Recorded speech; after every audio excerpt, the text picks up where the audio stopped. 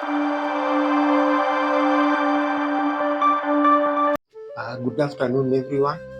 Uh, this is Group 7, and our topic is Mali and Songai civilizations.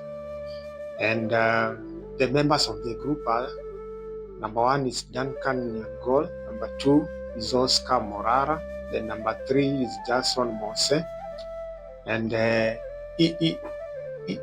we have divided the presentations amongst ourselves, and I will be handling the introduction part, the similarities and the differences between the two empires, that is Mali and Songhai, and then I will be handling the conclusion of this presentation.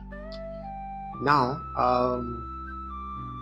we have noted that Mali and Songhai Empire were two empires or civilizations in the 14th century in West Africa, and they had influence on the history and even the civilization of Africa. There was a what we call trans-Saharan trade. Both of the Mali Empire helped so much in trans-Saharan trade, and also they helped in the influence of the Islam as a religion. So it's important to note that these two civilizations really helped shape the history of Africa. And so I'm going to invite the other presenter to handle Mali civilization before we get even the Songhai civilization. Thank you. Yeah, thank you. Here is Oscar. So as my leaders just said, I will be doing the Mali Empire, which was from 1235 to 1600 CE. And the Mali Empire was founded by Sundiata Keita around 1235 after his victory at the Battle of Kirina. Under his leadership, Mali unified several small kingdoms, and the empire reached its height under Mansa Musa, who was one of the most famous leaders at the time because of what he did by taking his pilgrimage to Mecca in 1324. Mansa Musa ruled from around 1312 to 1337, and he demonstrated that Mali was one of the wealthiest and strengthened diplomatic ties with North Africa and the Middle East. And through that, we see that the economy of Mali was well controlled and had major gold fields in West Africa and dominated the trans-Saharan trade routes because they had gold, salt, ivory, and slaves were key trade commodities by that time to the Mali Empire. The empire's wealth was largely derived from taxing, trade, civilizations that crossed the Saharan desert, including the Shillington in 2012.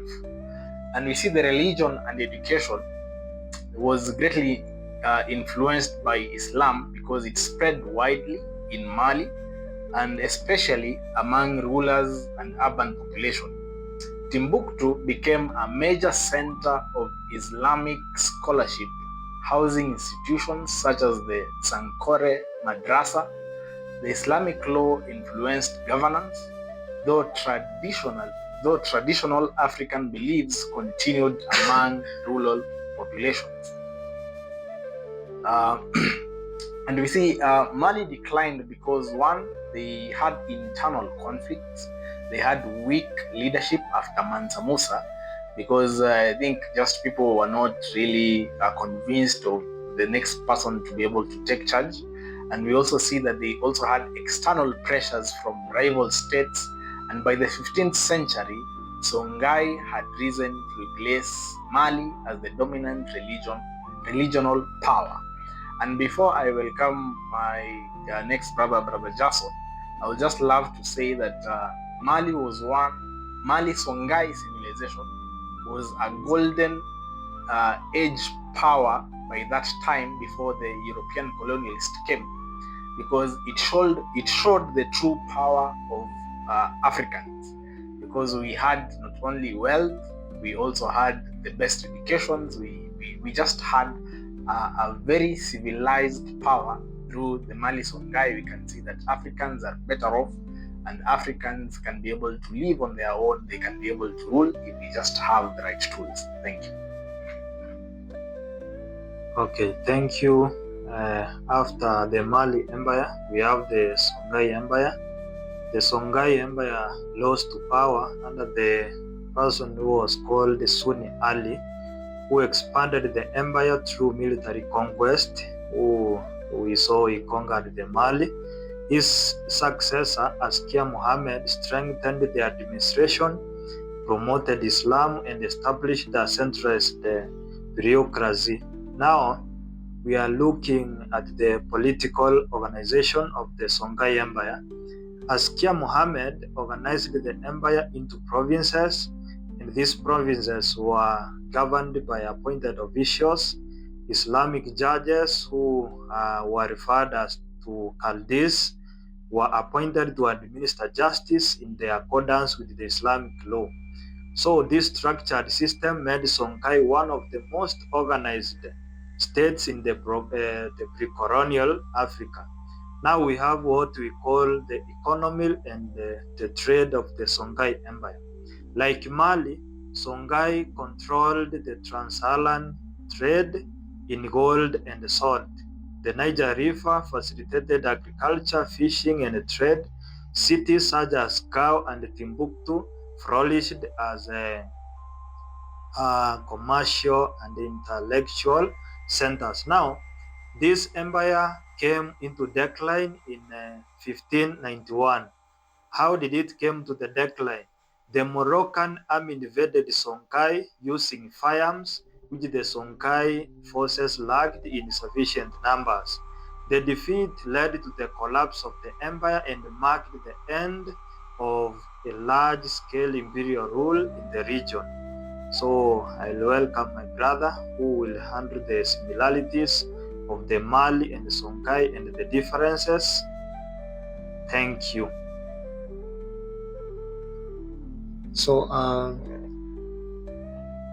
I'm going to do the similarities and differences between the two empires that has been explained by my two colleagues. One of the similarities we have between the two empires is that both of them came from the West African region. The second similarity is that both of them were involved in trade. The third difference between the two empires is that there was, among the two empires, there was the influence of Islam. And the two empires also controlled the important city of Timbuktu. Then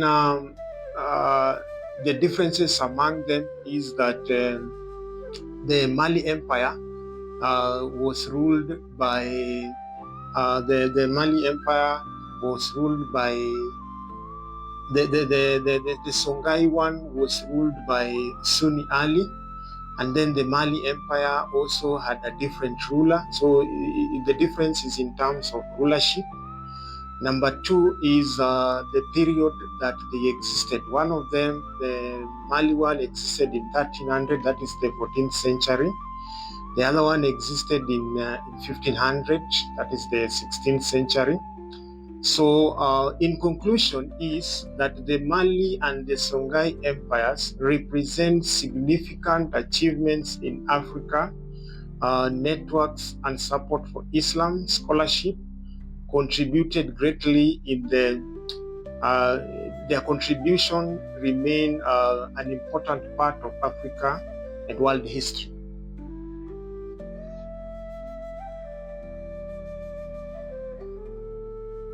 That was our presentation. We want to thank you for watching, and we thank you.